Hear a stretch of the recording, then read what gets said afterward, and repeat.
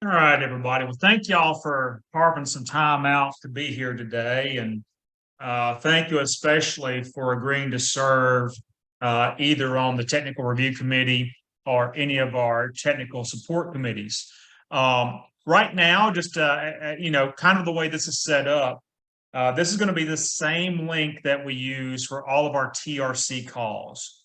So all of our TRC calls uh, in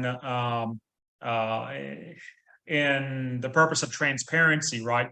We make accessible by the general public. So after this call, we will have the meeting link advertised and sent out to where anybody can call in. So what this means is that for every meeting, we're going to have the waiting room where we're admitting everyone.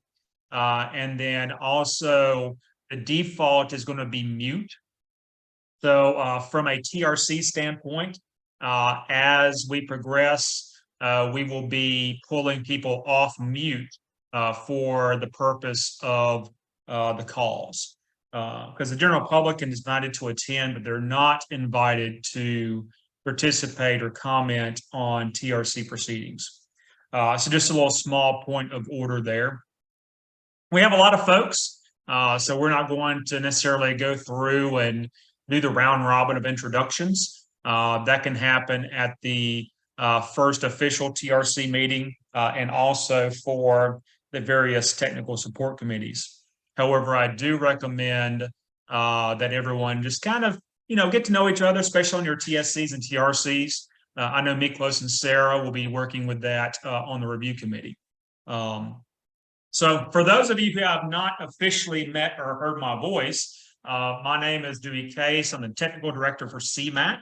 CMAHC is a part-time role for me. My full-time role is commercial sales manager for Adcock Pool and Spa down in Hattiesburg, Mississippi.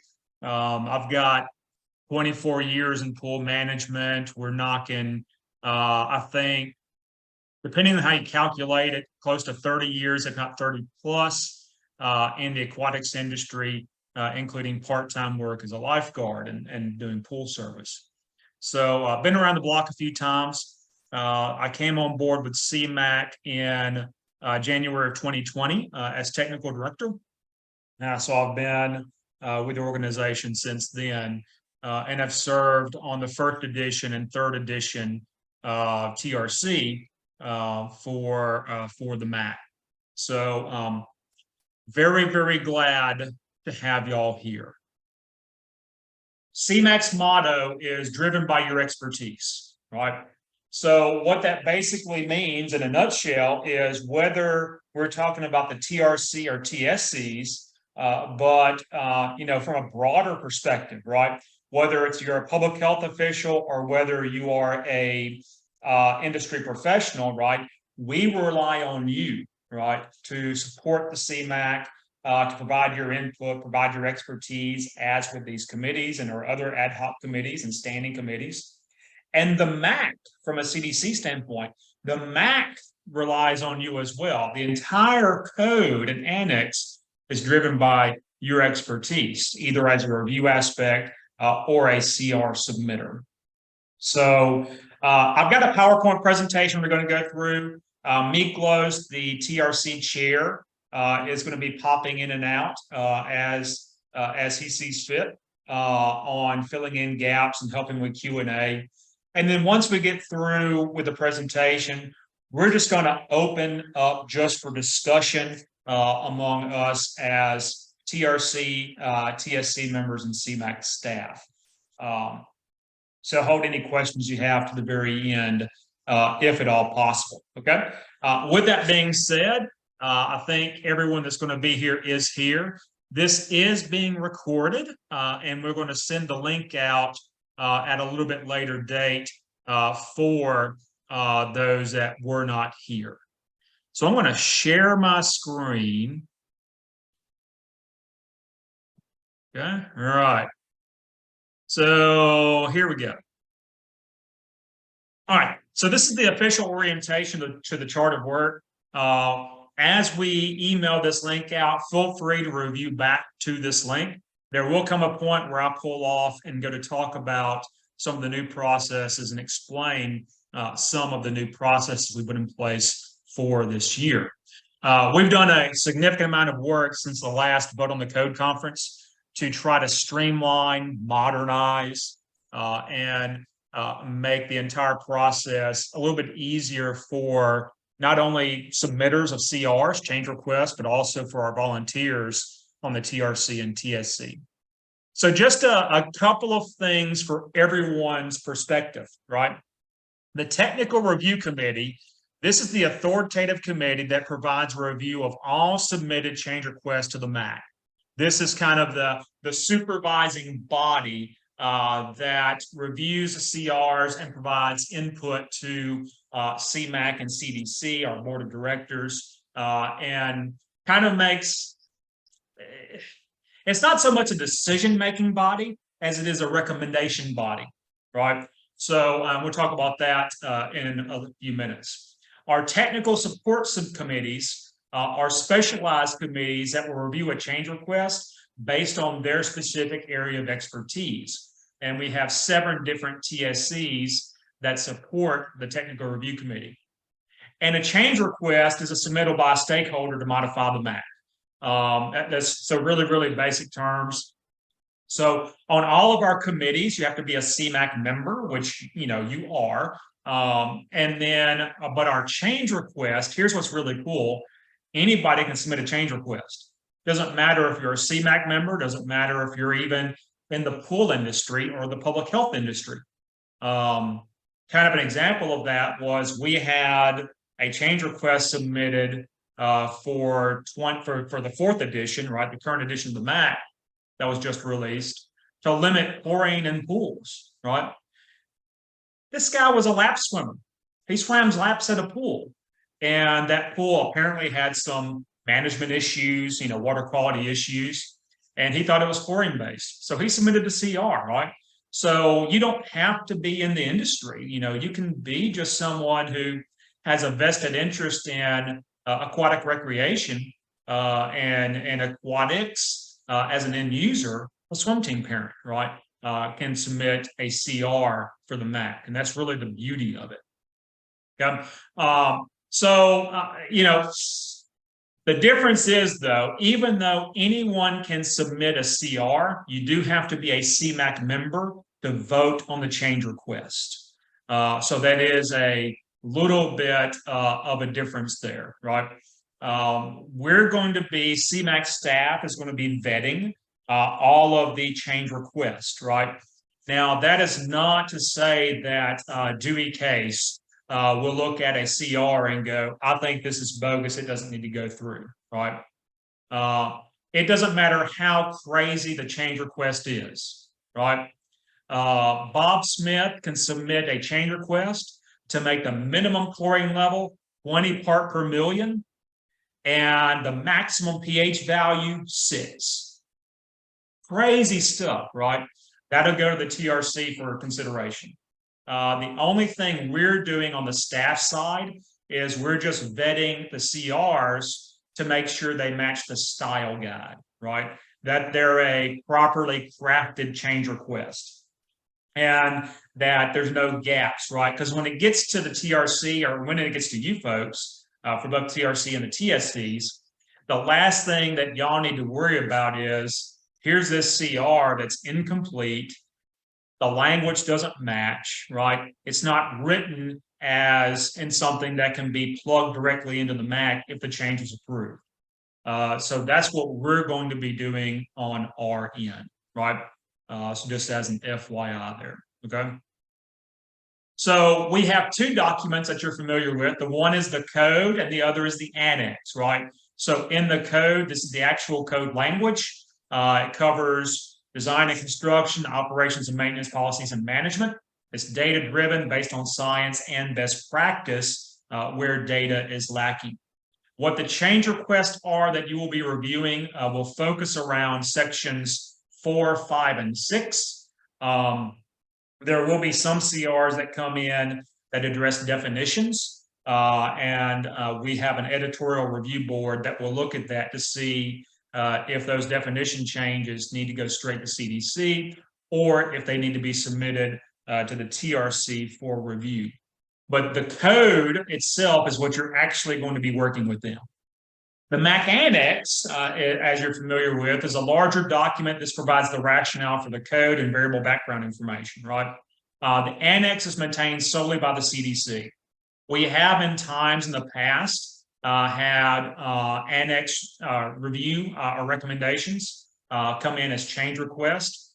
We are separating those out. We're segregating those out because the Annex itself doesn't have to be voted on, right? There's not really a process to handle that from a stakeholder standpoint. However, anything that we see come through that is more appropriate for the Annex, we will defer that directly to CDC for consideration. We're going to have an Annex committee that's formed a little bit later in the year as y'all get through with your chart of work that can kind of look at the existing CRs and make recommendations on whether should Annex language be included, right? And I want to make this perfectly clear too, as TRC and TSC members, you also can make that recommendation. So that would go off into kind of this separate process that we're developing that will look at that Annex language. And the reason why we separated these two out is load on the TRC, right? We had a heck of a time the last go around with 531 submitted change requests. A lot of those were editorial, which I'll talk about shortly. A lot of those were incomplete, poorly written, and some of those dealt directly with the Annex. So these whole processes are made and being modified to make it easier for our volunteers to make more sense and actually have more clarity to what the process is, okay? All right, so how's the MAC updated, right? So basically, we are open for submissions now. And I know many of you have served on TSCs and the TRC in the past, and many of you are new. So I'm really just kind of doing this overview for everybody's benefit, right?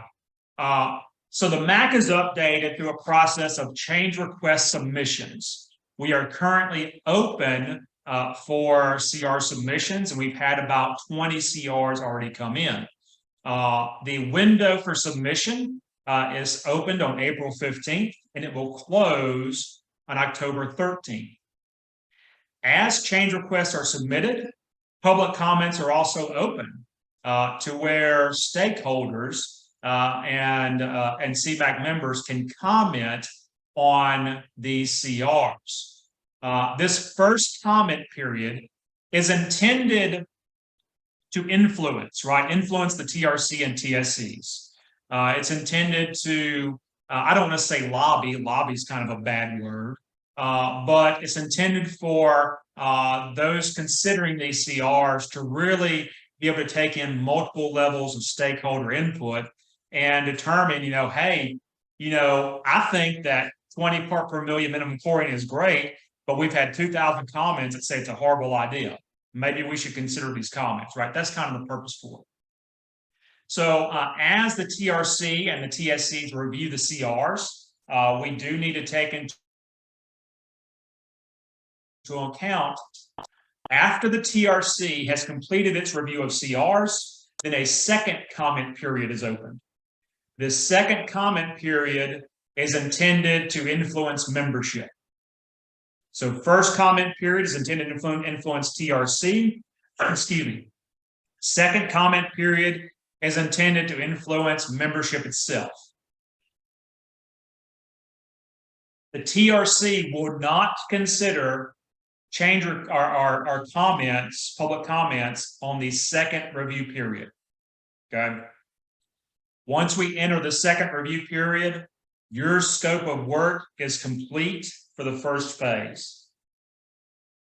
What the second comment period will do is that influences our memberships, right? So that's what it's there for, is to vote, influence the vote.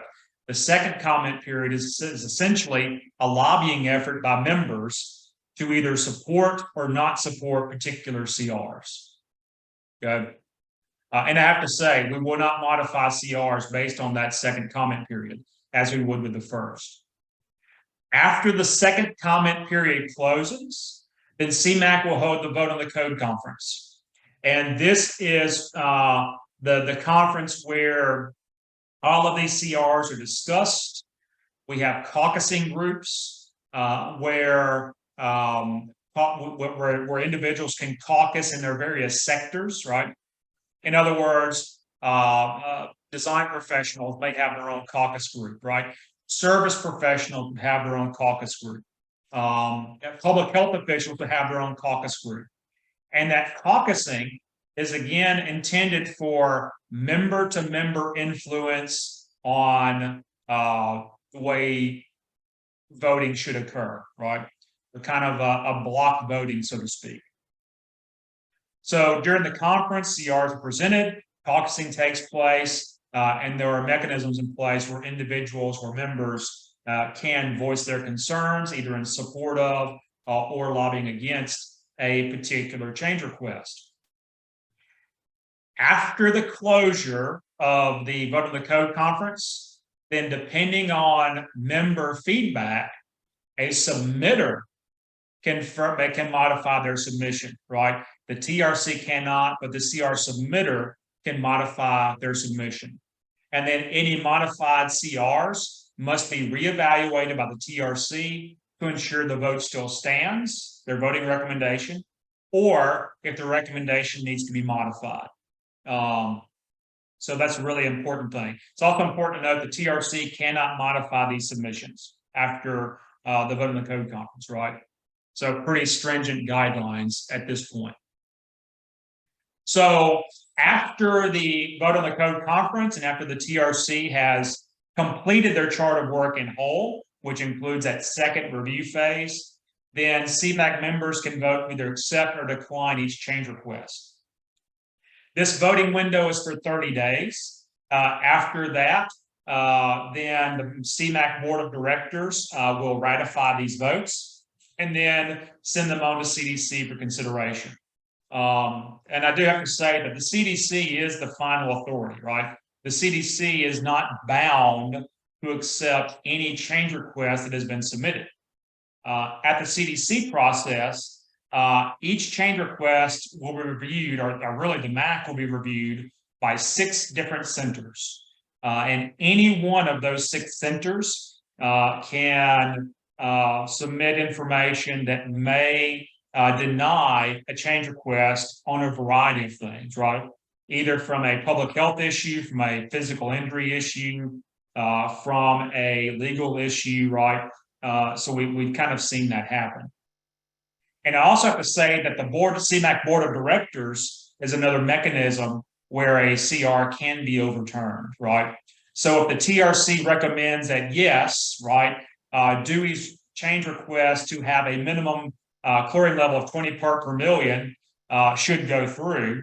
So if the TRC recommends that as a yes vote, the CMAC Board of Directors can look at that and go, this is insane. How did that go through? We're going to overturn that vote. Okay. And then if it goes through the CDC, then CDC can look at it and go, that is insane. We're going to overturn that vote.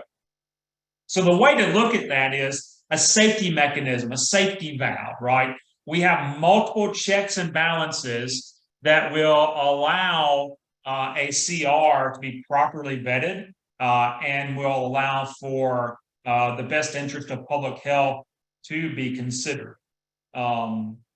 So kind of the next question is, how often does that happen? Not very often. For the 4th edition, there were, I believe, 7 change requests. Don't quote me on that, but could be 7, could be 9, definitely less than 10 of CRs. So that's what, 1%, somewhere off in there, less than that. We had about 7 CRs that were overturned by the CMAC Board of Directors. 2 or 3 of those were CRs that were contradictory and not necessarily in the best interest of public health, or they were too radical. A couple of those CRs were to clarify votes, right? where let's take computational fluid dynamics, right? We had one CR where voting membership approved using CFD for pool design for perimeter overflow systems, but they did not approve it for main drain systems. So the board of directors found that to be a conflict, and so they overturned appropriately to where the MAC did not have a conflict there, right? From a CDC standpoint, historically, there's about 5% of CRs that are denied by CDC. One that comes to mind is there was a change request as part of the MAC ISPSC Harmonization Committee that came through CDC's desk, and that was passed by the TRC, passed by voting membership to remove no diving from the international no diving sign. As that went through the Center for Injury Control and Prevention, they disagreed with that change request. And so that was not accepted by the CDC, right? So it's really kind of those type things, right? Where, maybe there's a larger public health interest at stake, or where maybe a concept is too radical. We had the same issue on the third edition where there was a CR submitted to change the minimum depth for starting blocks. And at the time, that was considered too radical. So the CDC overturned that one, okay?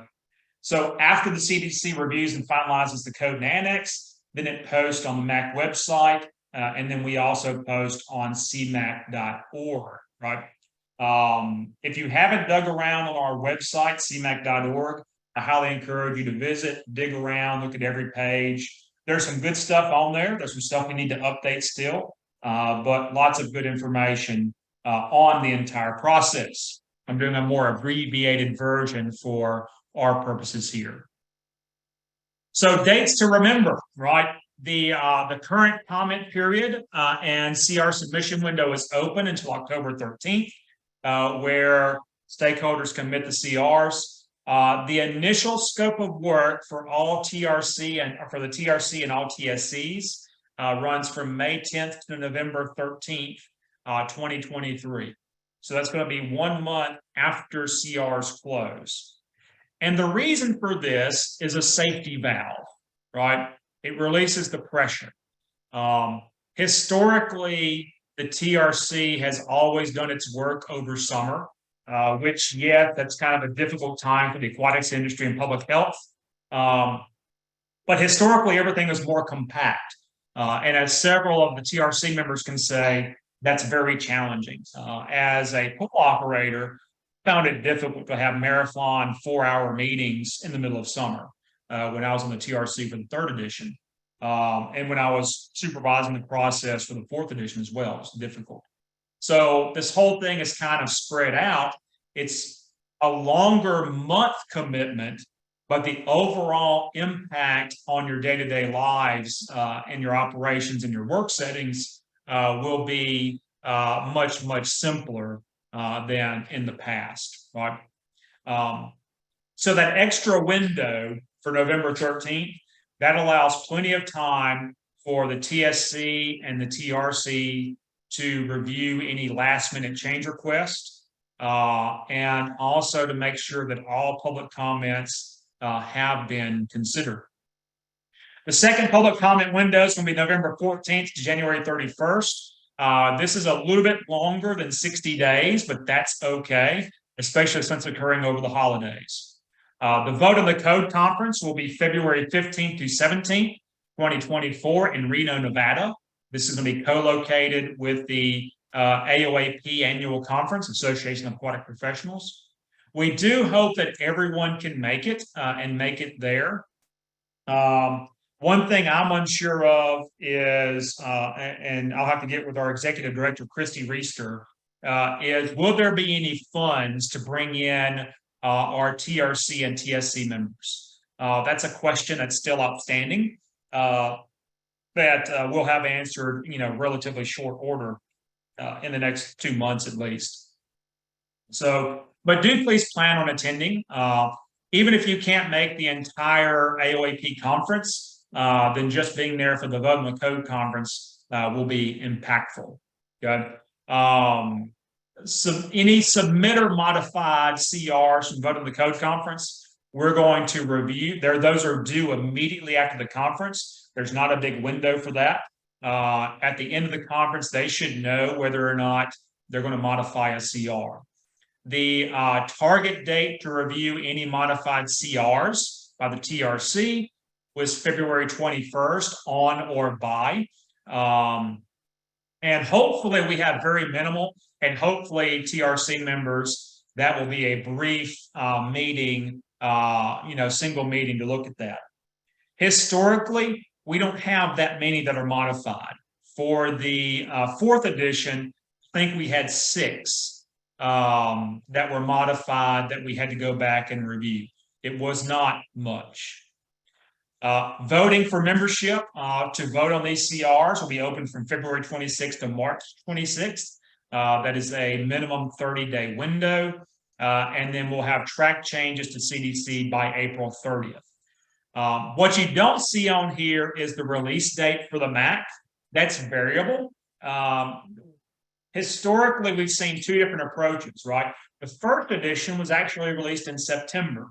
The second and third editions were released over the summer, and the fourth edition was released very, very late due to a number of different factors. The current guidance we're getting from CDC is we could look for a fall release date in 2024.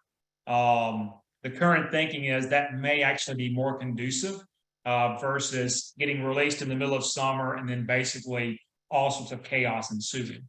So that's why that's not on there, but generally you can look for a fall release date in 24 for the 5th edition MAC. Okay. So I've already talked about, your role as volunteers and CMAHC's love, right, and respect for our volunteers from both the public health world and industry world. So just kind of a little bit of a breakdown, right? Our TRC is composed of a minimum of 6 public health officials and 6 industry professionals. We do like to see additional members representing academia, but that's not a requirement, largely because of the lack of professionals in academia that are actually doing research, right? Academia does not mean pool managers for recreational sports. Academia in this setting are individuals in the collegiate setting, university setting, that are performing aquatic-based research. Right now, there's only 3 individuals where that is a kind of a main focus of their approach. So it depends on their schedule and their availability if they're willing to serve. We will be encouraging in the future more academia to be involved as appropriate, but we have to identify who those individuals are. Technical support committees are composed of a minimum of 3 individual industry professionals that are highly specified for that particular field: design and construction, disinfection, sanitation, injury prevention. Where we are able, we'll also add a public health official to serve on any given TSC. This is an optional thing for TSCs, but it is something that we would like to see happen. The impetus for this was we had several committees in the past that were functioning without public health input. And what we discovered over the years is sometimes those committees would have gaps, right? They weren't necessarily considering the full scope of what's actually going on with public health officials or how public health officials would view and interpret the code.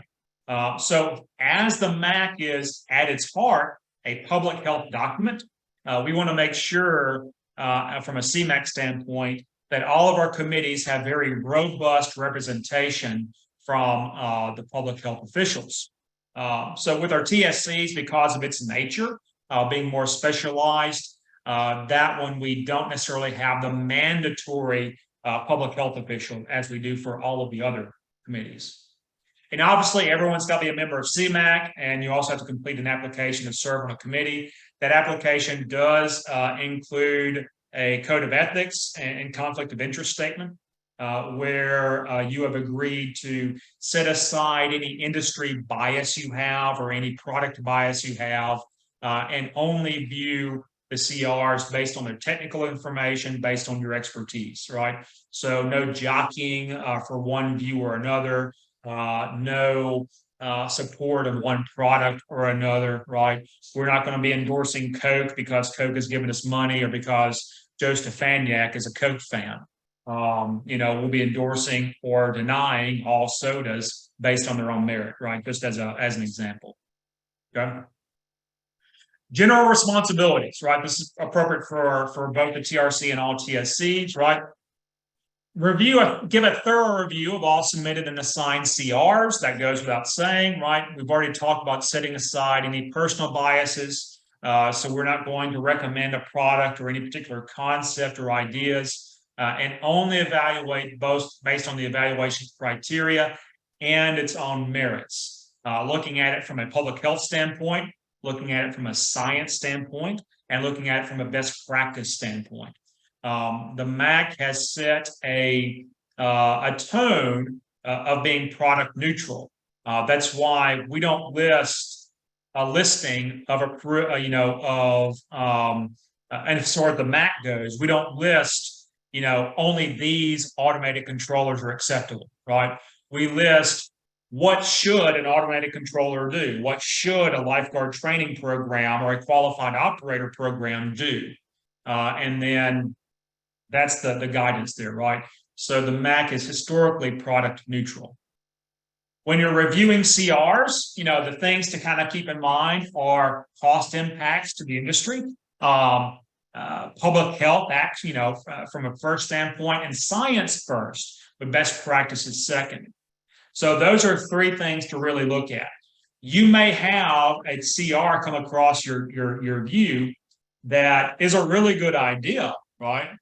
For example, we want to have a minimum a maximum filtration rate of 10 gallons per minute per square feet, right? Really slow that down for a sand filter to get really good filtration, right? That's a really great idea, right? The cost impact of having pools designed for a maximum sand filter filtration media rate of 10 square feet per gallon is significant, right? So we have to look at the cost impact of those.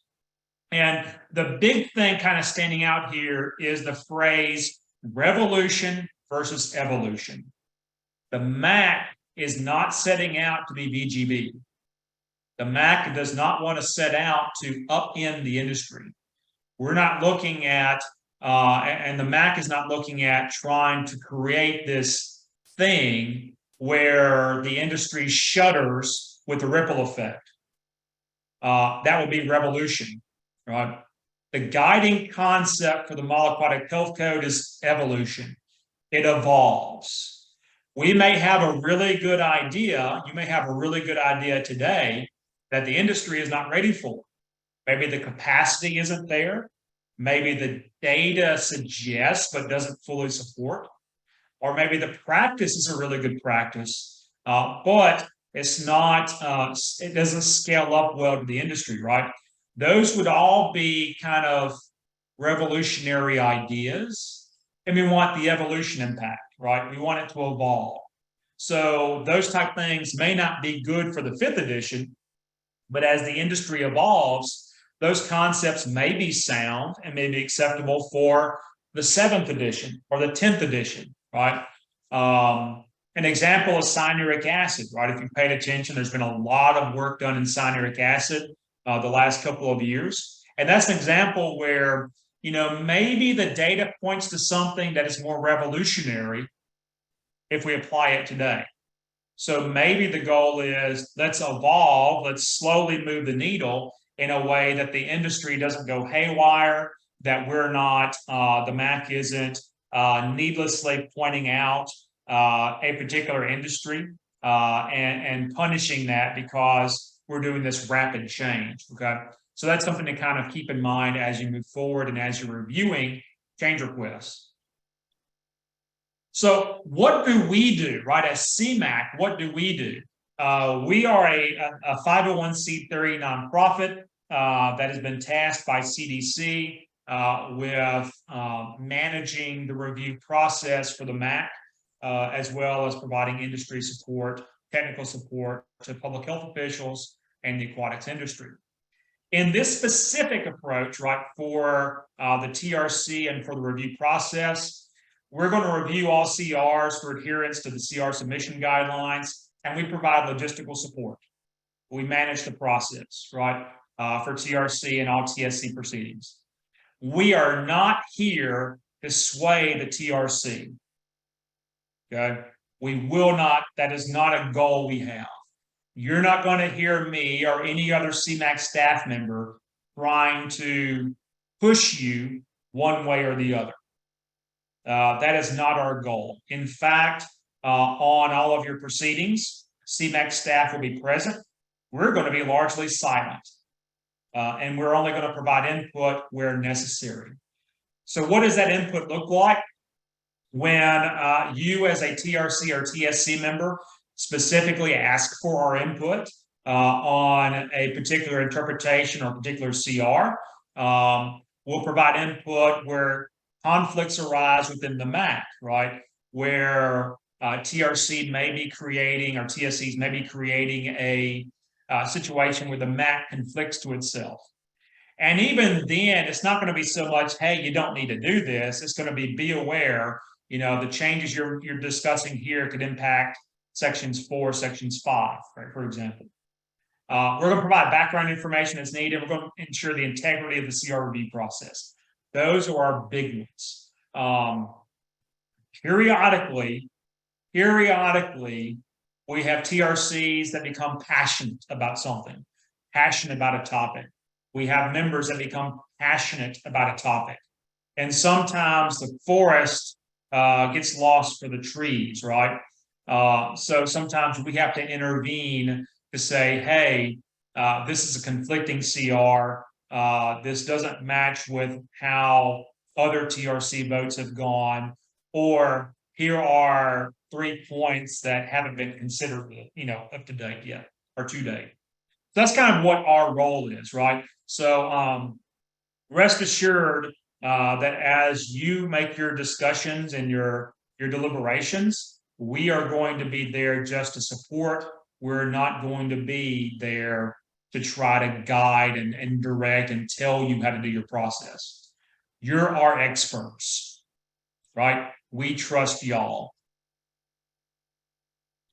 So want to introduce the TRC chair, and I'll pull him off mute in just a second and let him say a few words. The chair for this TRC is Miklos Valdez, who's the director at Councilman Hunsaker. So what are the chair roles, right? The chair will be organizing all CRs efficiently for discussion. He'll be directly developing the agenda for each meeting. He'll assign CR to facilitators. We'll talk about that in just a minute. He'll track TRC votes on CRs, lead TRC meetings. He's provided some assistance with selection of our members for the TRC and TSCs. He'll work to present CRs at the vote on the conference, and then work with TRC members on accurate reporting of TRC deliberations and the quote unquote, paperwork, electronic forms that need to be filled out. That's largely going to be the role for the chair. Our vice chair is Sarah Cheshire, who's with the state of Utah. Our vice chair roles are to coordinate with the TSCs to ensure reviews are completed, right? Fill in for Miklos, the chair, as necessary. Help provide summaries of TRC proceedings. Again, assist with selections of members. Assist the chair with presenting CRs to the Vote on the Code Conference. Assist the chair in working with TRC members on accurate reporting. And coordinates with the chair on all TRC logistics. So those are largely the roles for the chair and vice chair. We have refined these from the 4th edition, right? So in prior years, this was a much more nebulous type role, right? Where the chair and vice chair, they didn't do things just willy-nilly, right? But they were basically winging it based on their own personalities. So we tried to put a little bit of effort into just refining that process where there's a little bit more specific direction for those roles, right? So at this point, I'd like to invite Miklos and Sarah. Miklos, you've got the floor first, and then you can turn it over to Sarah when you're ready. Just to say a few comments, if you want to, to the TRC members and TSC members. Yeah, thanks, Dewey. Thank you all for being here and volunteering for this process. Some of y'all have been through it before, and so kind of know what to expect. Others, it's probably I know it's your first time. But I feel like we kind of learn a little bit every time we do it, so we'll all be learning together. Really excited for this year and to chair the committee, and really looking forward to the process. I think we've done a lot of positive things to make this whole process better and easier on everyone involved, and I'm sure we'll still have some growing pains as we go through, but overall, I think this is I'm really excited, and I'm really looking forward to the process this year. So thank you all for joining us and being part of this. It's really important work.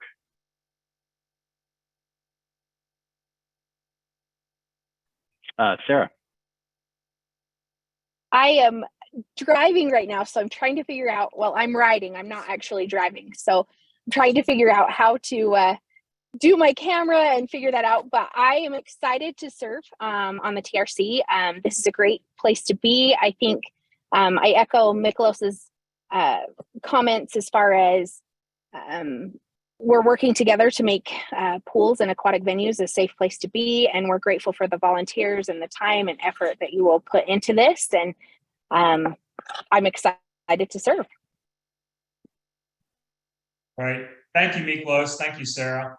You know, Miklos kind of pointed out growing pains, right? We'll talk about this more with our website, you know, but it's going to still take us a while to refine everything, right? So one thing I will say is be patient.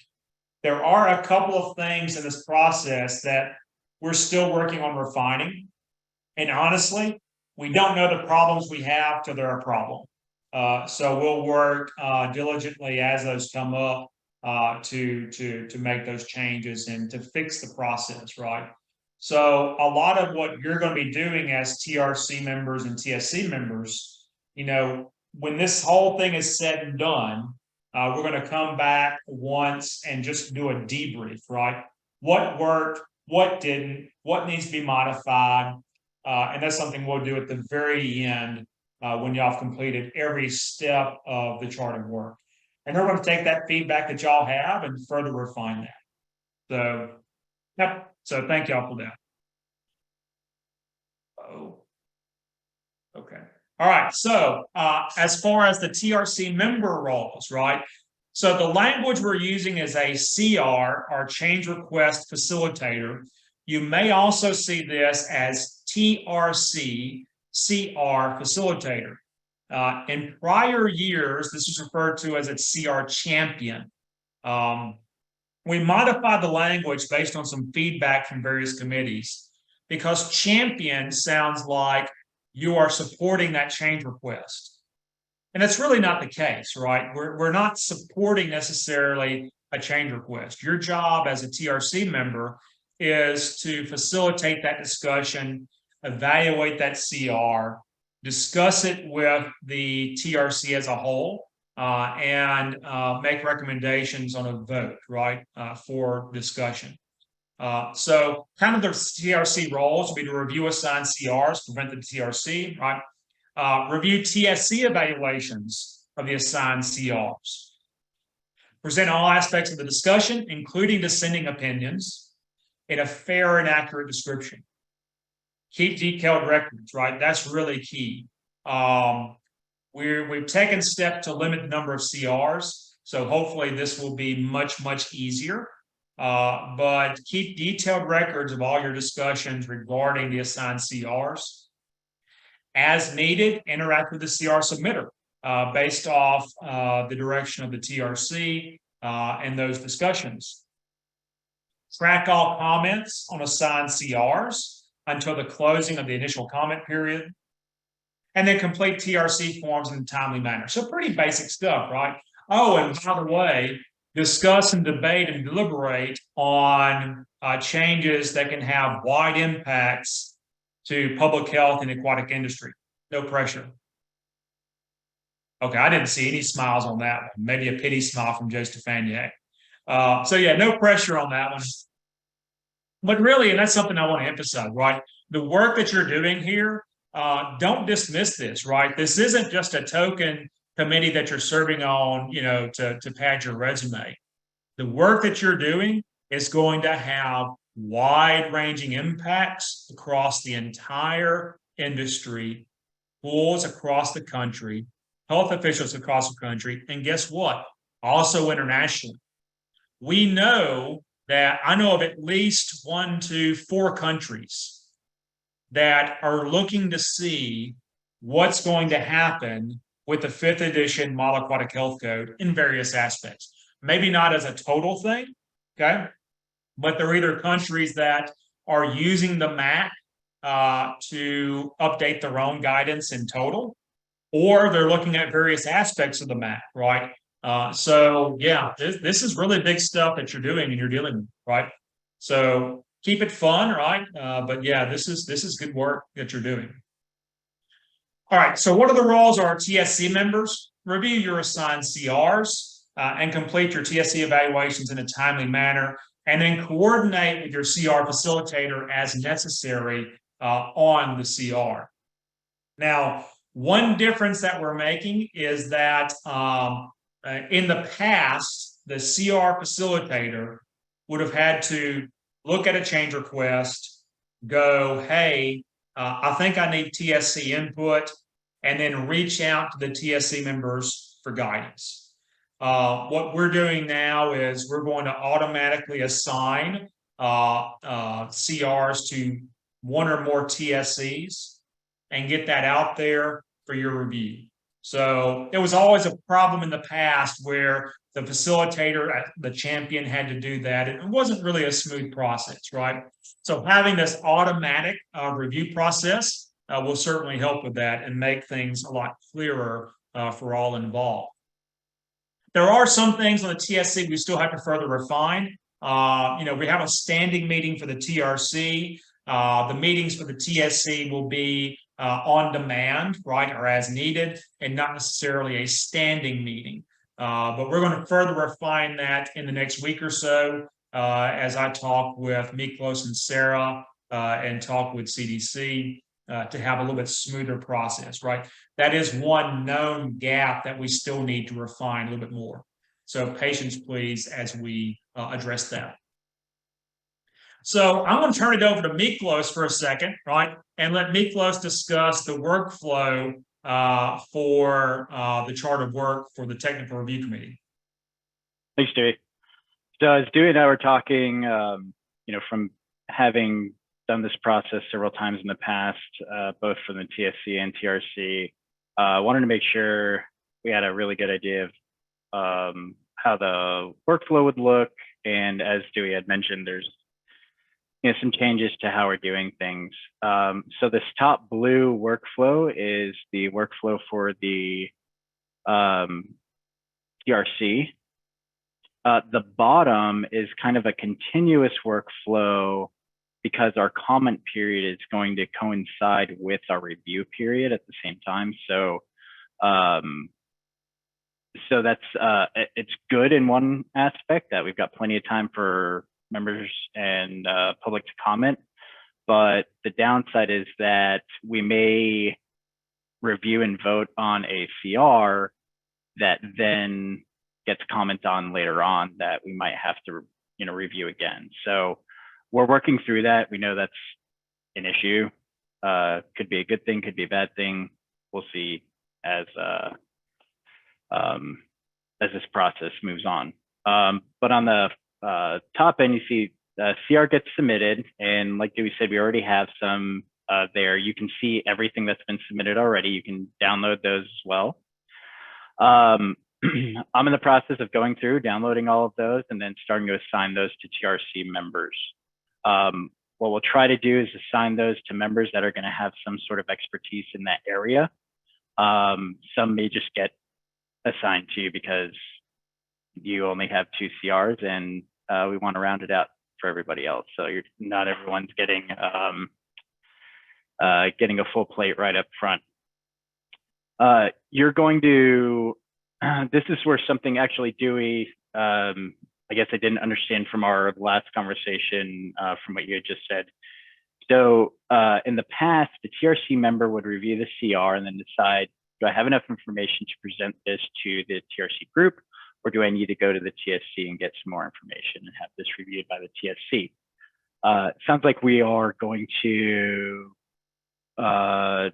send all CRs to the TSC, or are we sending most of them?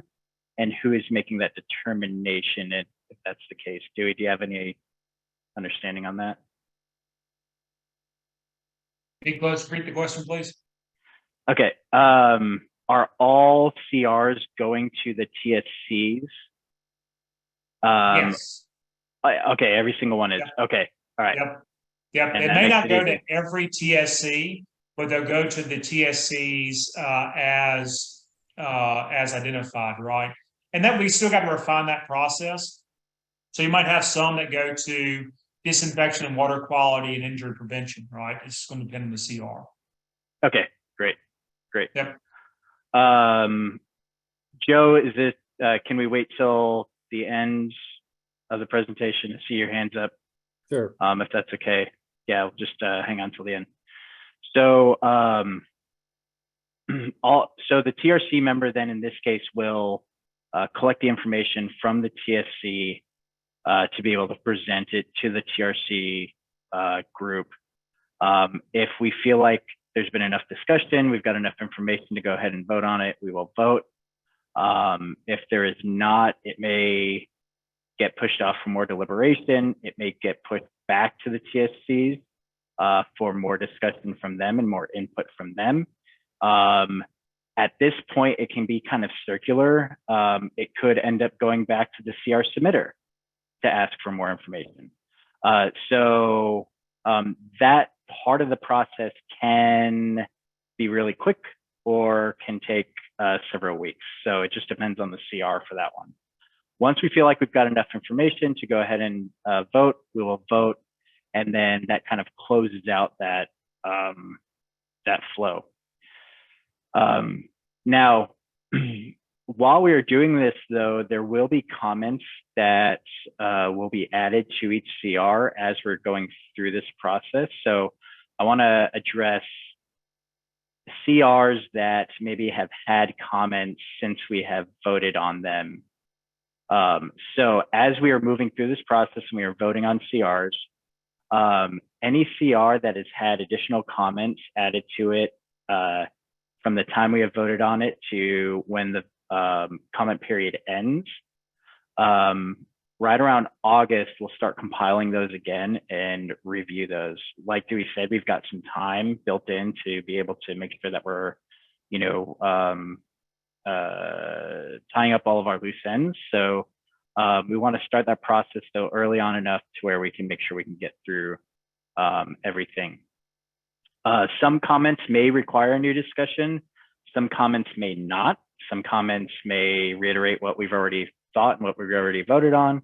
In the past, I think more than likely, judging from the past, more than likely what's going to happen is that this whole bottom process is only going to be, this whole process is probably only going to be for a few CRs. I don't foresee this hopefully not needing to be done for a vast majority of them. If we need to do a new discussion, the same sort of process will be convened. It may go back to the CSC for some more information and so that they can comment on the comments, and then the TRC will review and revote if necessary. That is how we are anticipating things right now.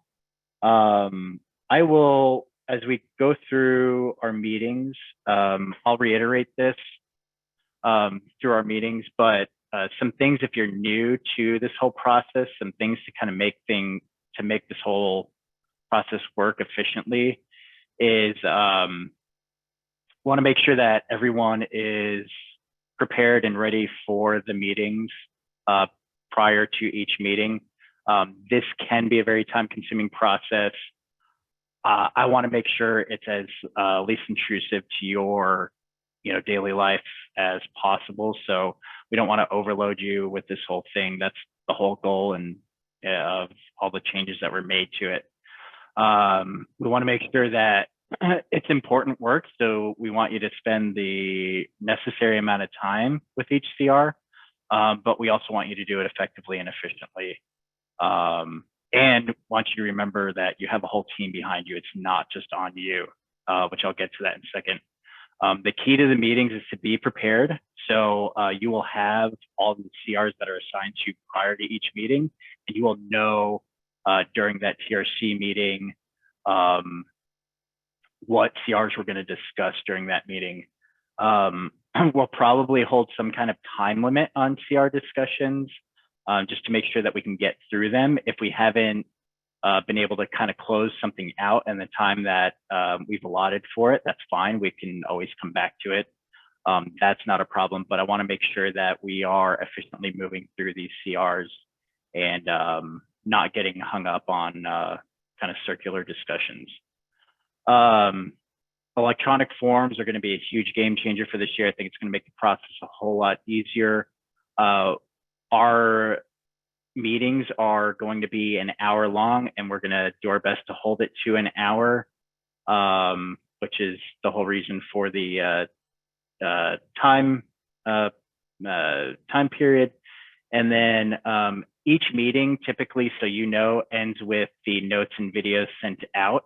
So if you don't, if you forget something or you miss some part of the discussion, you can always go back and watch that video and take a look at the notes and make sure you've got that understanding.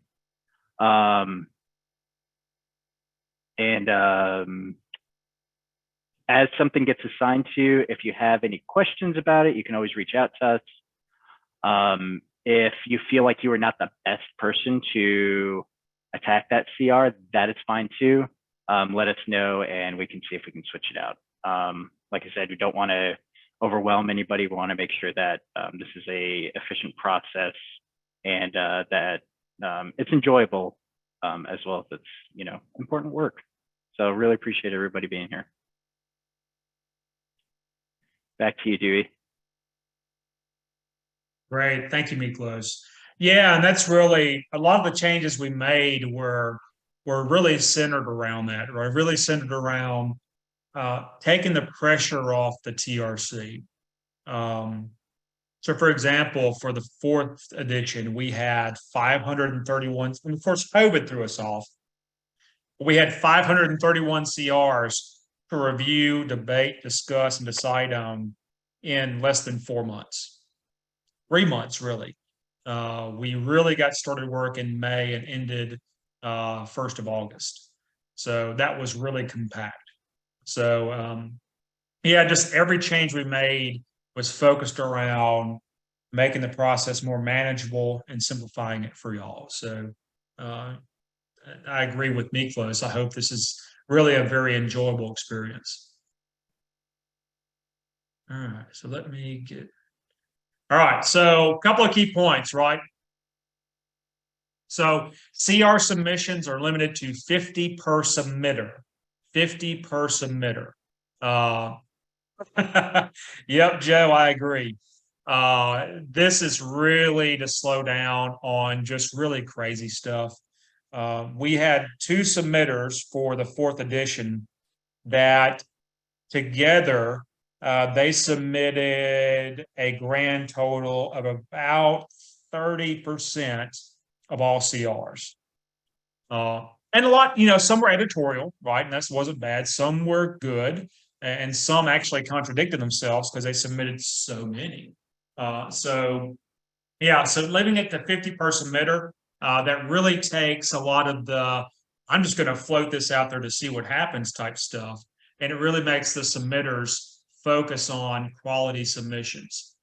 How did we come up with 50? We look historically at CRs. Historically, individual submitters would submit on average 5 CRs. So we took that number and multiplied it times 10. And that's how we came up with 50. And we feel that 50 gives enough opportunity for a submitter to really put out what they think should happen. But again, really make them think to where conflicting CRs are caught, to where they're just not slamming the mat. Editorial CRs will be sent directly to CDC. You are not going to be looking at and having to consider editorial change requests, right? These, the plus signs, the dots, this should be capitalized or not. That goes directly to CDC. Now, what we are doing to help bring some transparency and less guesswork to that is we have formed an editorial review board. So as CRs come in that are listed as editorial, they'll go to a board consisting of myself, me close the chair, Sarah the vice chair, a CDC representative, and a CMAHC board of directors member.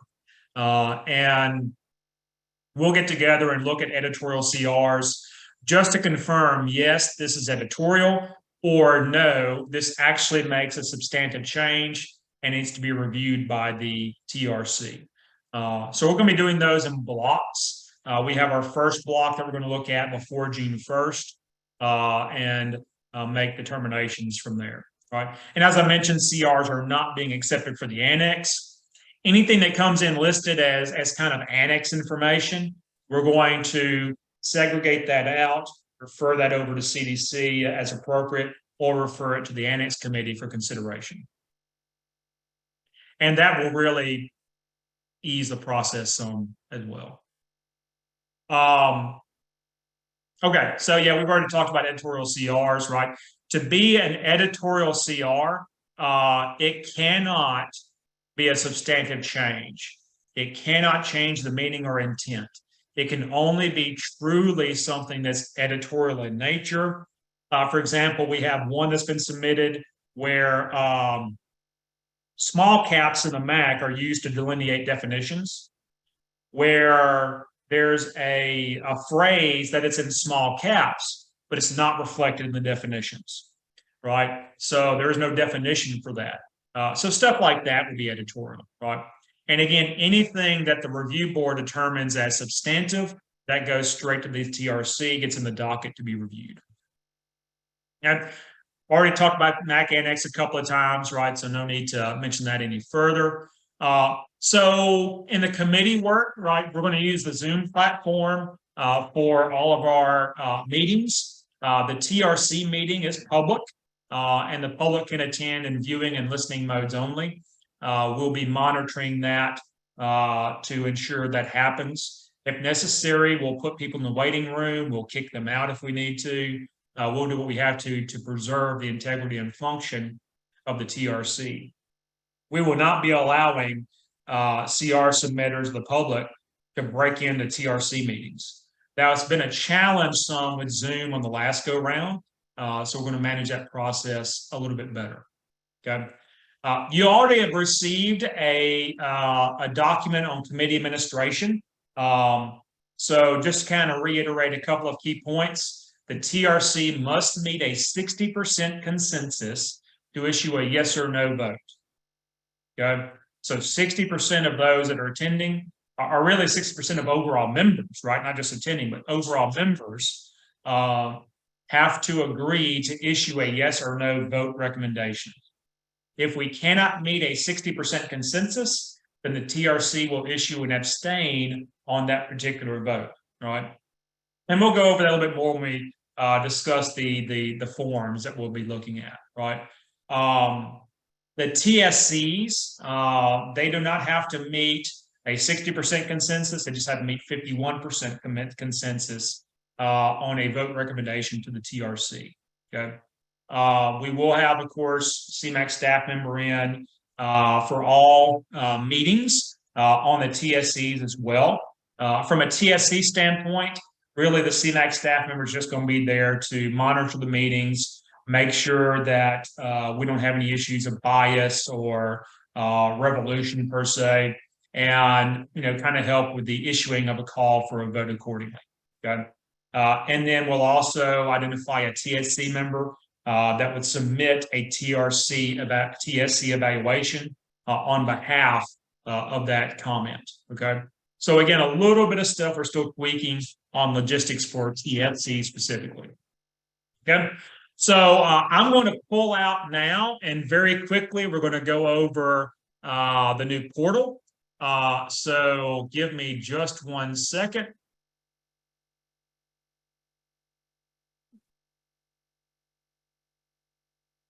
So to view CRs, you're going to go into cmac.org.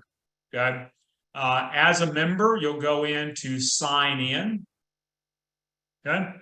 And then this will pull up your CMAHC account. In the next week, we're going to have everyone assigned to the appropriate TRC and TSCs where you have access and permissions to do what you need to do. Okay. To view change request, you would come down and click change request. And then this will bring you up to everything that has been submitted to date. Anywhere you see open, that means that that change request meets the style guide and it is open for comments and review. Anywhere you see awaiting initial approval, then that is something that either we have not reviewed yet to meet the style guide, or in this case, it's editorial. So we are waiting for the editorial review board to make a determination on that CR. Good. When you click on a CR, okay, you'll see the CR submitter. You'll see all of the information for that particular change request. And you can download this as a PDF. And of course, you'll see members that can submit a comment. Now, I want to clarify, you do not have to be a member to comment on or submit a change request, but you do have to register for the website. And that is just IT security, basic security controls, but no one has to join CMAHC to submit or comment. They just have to register to access for the site. So let's look at the TSC aspects, right? So as a TSC member, if you have been selected by your committee to submit an evaluation, you'll come over here to TSC evaluations and click it and simply submit a TSC evaluation. You'll have your submitter info that's automatically populated from your membership.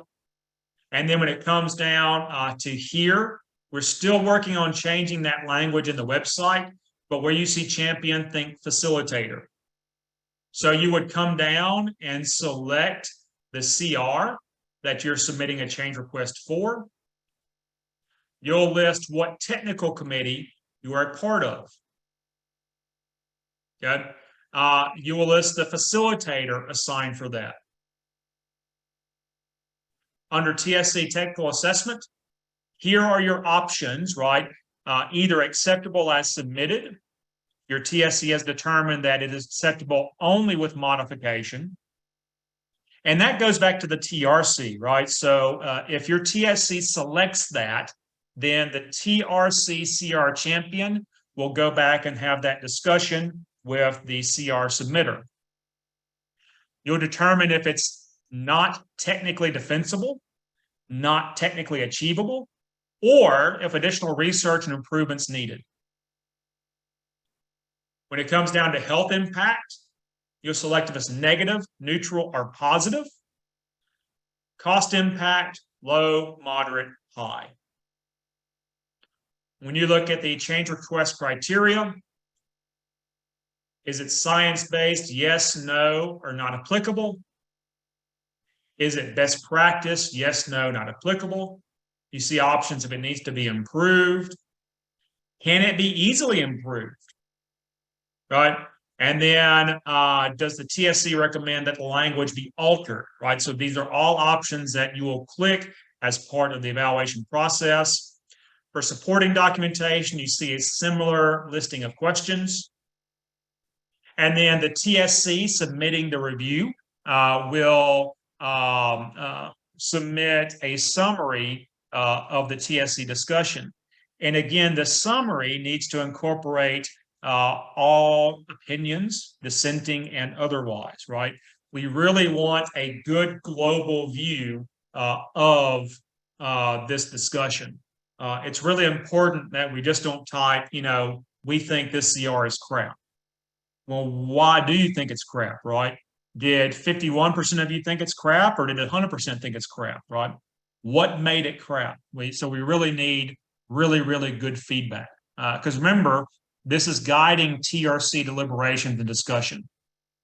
We'll summarize member comments if applicable. Summarize the pros, cons, and thought processes of the TSC, right? And then if you do recommend any language, right, then you would recommend that language here, right, if you want to change anything. Now, keep in mind that any language changes, you do have to meet with the MAC style guide. Okay.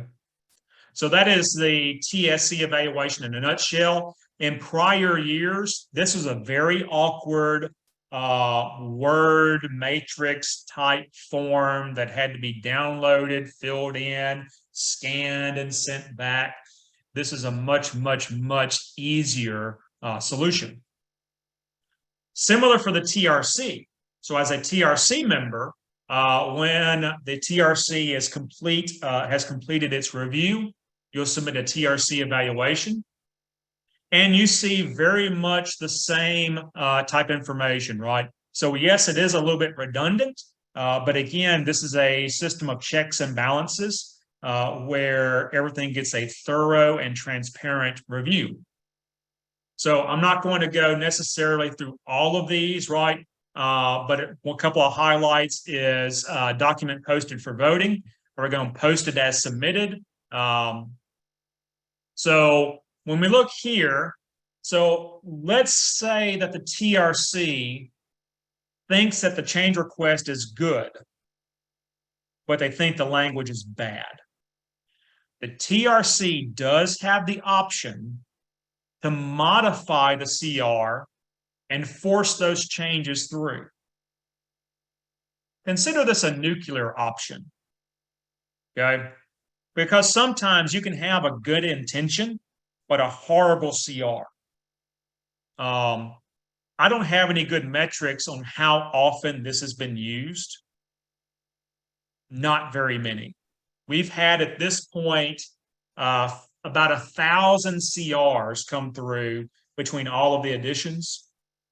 And I can only think of maybe 2 or 3 times. Miklos, do you have any idea in your experiences or Joe or Kent in your experiences how this has occurred? I think there's probably about a couple every year. I know I had a couple, 1 or 2 last go around. But yeah, there's not very many. I mean, it's a handful at most. Yeah, it's not. It's not. And really, again, it's those CRs where the intent's really good and they're on the right track, but the language just stinks, right? And they're rigid on not changing. So that can occur. And then, approved with the posted submitter modifications. And then here's another option, right? But the submitter didn't respond. They're silent. So that would be selected as well. And that's just an indicator that the TRC recommended new language, but the submitter was MIA and did not respond in the appropriate timeline. And that's basically 1 email, 1 phone call, email and phone call a week for 3 weeks. Okay. Yeah, the TSC recommendation, pretty straightforward. You have a notes section, right? Is this CR complete? Yes or no? Is it editorial? this is a holdover from the old process, right? So you can click yes or no. That's fine. That doesn't really matter, right? In most of the CRs, it's going to be no. Okay. Again, this section you can pretty much, ignore. We may try to modify that before we get too deep into the system. Okay. Does it follow the style sheet? You can access the CMAHC, the CDC style sheet by going to cmac.gov. And is it science-based? Again, same questions, right? Same questions with best practice. Does it need to be improved? Pretty straightforward stuff. Can you easily improve it? Supporting documentation questions, right? Does the documentation support the change request? Is it scientifically sound? Has it been previously submitted? In most cases, this will be no. In some cases, it will be. This is going to be a little bit more challenging because there has been a loss of some historical data.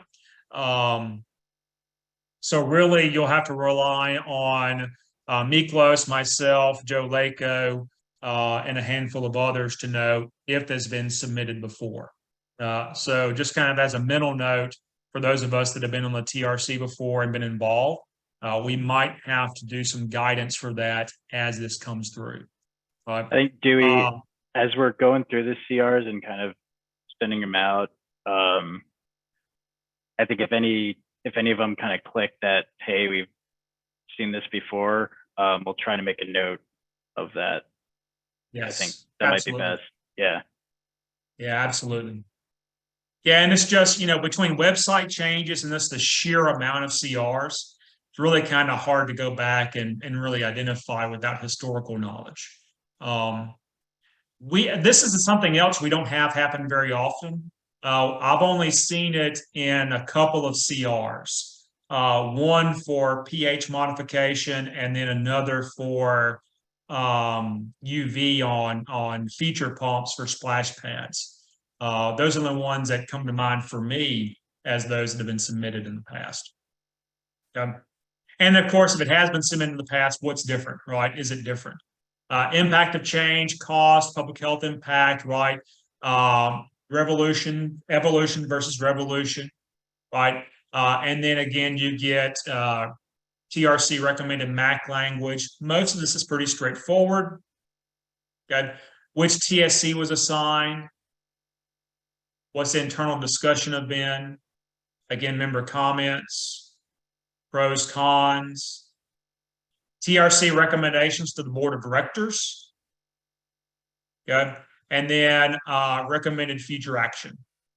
Okay. So this is where the TRC would indicate in our evaluation forms that, hey, we need something in the future. This should be annex language recommendation. This should be research agenda, right? And that can be a lot of different options here. Okay.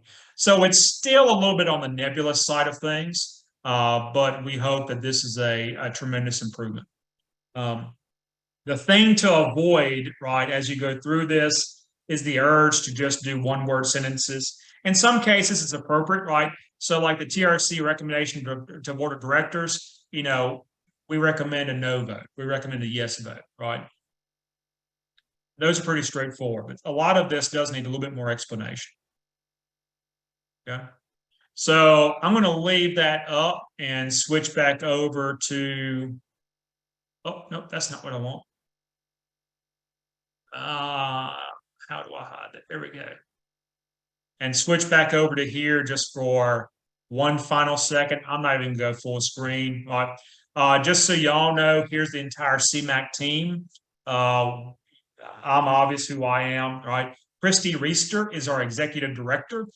She's responsible for kind of overall CMAHC leadership and fundraising for CMAHC. Jill Mastrangelo is our communications person extraordinaire. She keeps me kind of wrangled in when I get those emails that I just want to just kind of go off on, right? She's like, no, you really don't need to do that. That's not a good idea. So she kind of helps keep me in check. And then Susan Wickman is our administrative director. She's really the nuts and bolts behind all this, making kind of everything move. If you have issues with the website, if you have issues with your membership or things of that nature, then please reach out to Susan. Otherwise, it'll really be either myself or Christy. And of course, reaching out to Miklos and Sarah. Okay. All right. With that being said, now that we've gone pretty long on this, I want to open up for Q&A. I think first up is Joe, if still had your question. Thanks, guys. That was a good presentation. I wanted to get some visibility for everybody, particularly those TRC members that are on this call. What does the schedule look like going forward? How often are we going to meet, and what day of the week, what time? What's our frequency going to be? Sure. We're going to meet every 2 weeks, and we've selected Wednesdays at 1 p.m. Eastern. That was the best availability based on a doodle poll for all the TRC members. That doesn't say that can't be modified, right? We just don't need to bounce around a whole lot because that is going to be advertised. And of course, when you're... Go ahead. Are you going to send out an invite? Should have already be out. Yeah. Okay. I can forward it to you, Joe. Yeah, is the first one going to be 2 weeks from today? In general, yes. Now, we still have a little bit of logistics I have to go over with Miklos and Sarah. You know, for example, we have to get the existing CRs assigned to the TSCs and get their reviews back and start that discussion. But likely in general, yes, 2 weeks. If we do not meet in 2 weeks, then we'll definitely meet, you know, on the second 2 week period. I hate to be vague with that. I just need to coordinate with Miklos and Sarah and make sure that, yes, we have, we're ready to begin the chart of work 2 weeks from today. Yeah, Miklos, could you resend the invites to me, maybe to everybody in case anyone else missed it as well? I am sending it to you right now. Yeah, I just didn't see it on my calendar. That's why I asked. Thank you. I also, Levi Cole, I don't see it on my calendar for follow-ups either. Okay. All right, we'll just resend it out to everybody.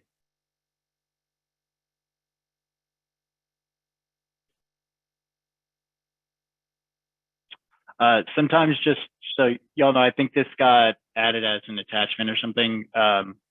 Sometimes if it's added as an attachment where you have to download it, make sure you accept it, and then sometimes you have to do save and close.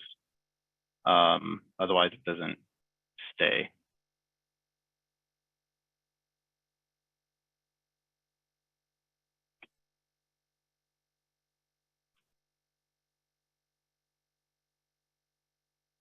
Just a quick note as we wait for more questions on the TSCs.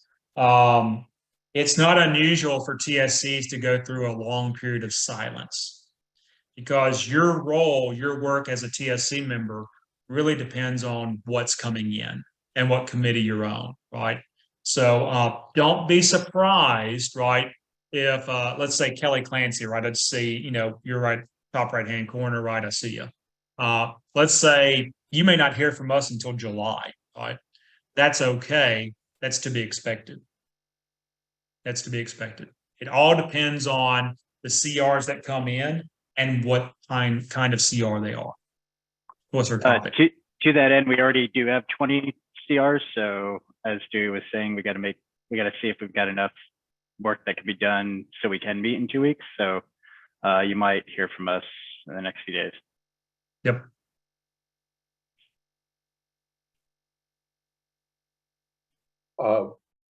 Will the online forms be able to be saved and edited before they get submitted, or do you only get one crack at filling those out?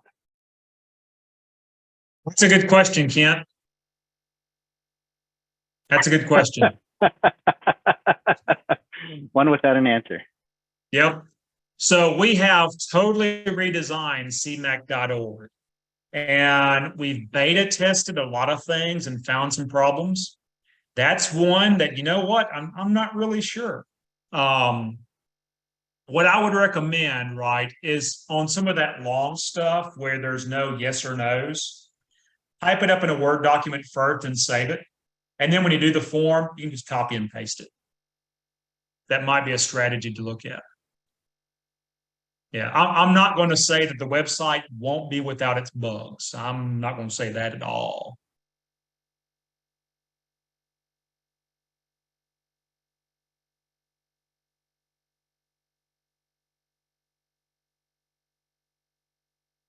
Any other questions?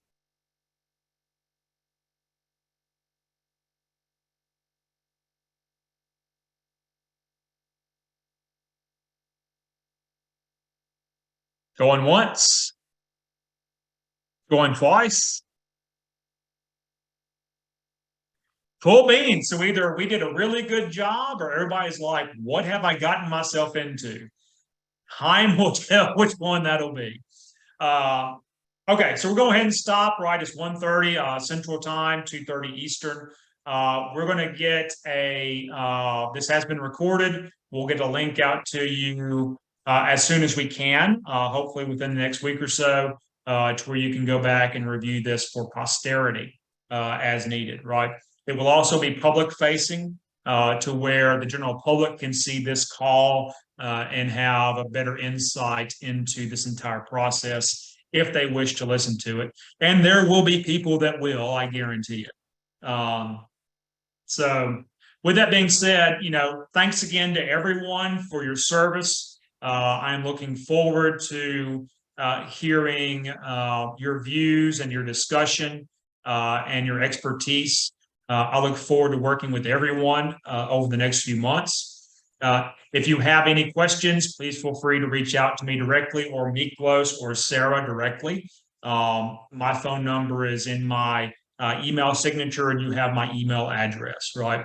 Feel free to reach out to your peers. We will be posting members on CMAHC.org, but we will not be posting your email address. It will only be name and company. That won't preclude someone from reaching out to you, but it'll make it a lot harder for them to reach out to Grace up in Fairfax. So if they don't have an email address. So with that being said, thank you, everyone. And we'll get kicked off very soon and look forward to the whole process. All right. Thanks, Dewey. Thanks, Miklos. All right. Thank you. Thanks, y'all. Have a good day.